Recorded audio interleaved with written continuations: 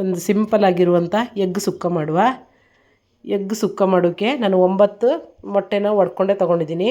1 tomato, 2 ಈರುಳ್ಳಿ, ಸ್ವಲ್ಪ ಕಾಳು ಮೆಣಸಿನ ಪುಡಿ, ಸ್ವಲ್ಪ ಖಾರದ ಪುಡಿ, ಸ್ವಲ್ಪ ಗರಂ ಮಸಾಲ ಪುಡಿ. ಒಲೆ ಮೇಲೆ ಒಂದು ಪಾತ್ರೆ ಇಟ್ಕೊಂಡು ಸ್ವಲ್ಪ ಎಣ್ಣೆ ಹಾಕ್ಕೊಂಡು ಸ್ವಲ್ಪ ಅರಿಶಿನ ಹಾಕ್ಕೊಳ್ಳೋಣ. ಮೊಟ್ಟೆ ಒಡ್ಕೊಂಡು ಇಟ್ಕೊಂಡಿದ್ವಲ್ಲ ಅದನ್ನು ಹಾಕ್ಕೊಂಡು ಚೆನ್ನಾಗಿ ಮಿಕ್ಸ್ ಮಾಡಿಕೊಳ್ಳುವ.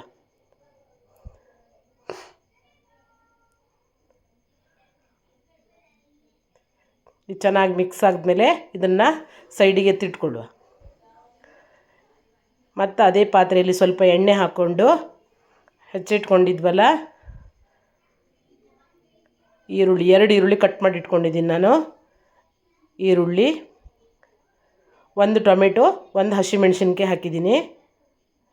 1 ಚಮಚ ಉಪ್ಪು,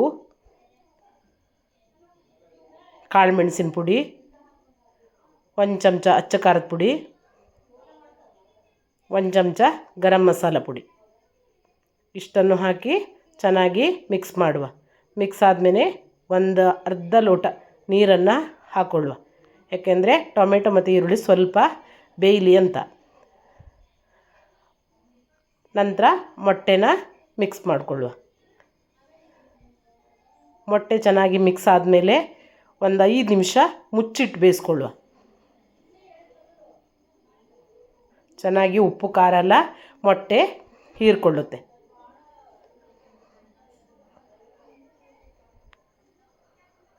ಒಂದು 5 ನಿಮಿಷ ಆದಮೇಲೆ ಸ್ವಲ್ಪ ಕೊತ್ತಂಬರಿ ಸೊಪ್ಪು ಸೇರಿಸ್ಕೊಂಡು ಬಿಡುವ.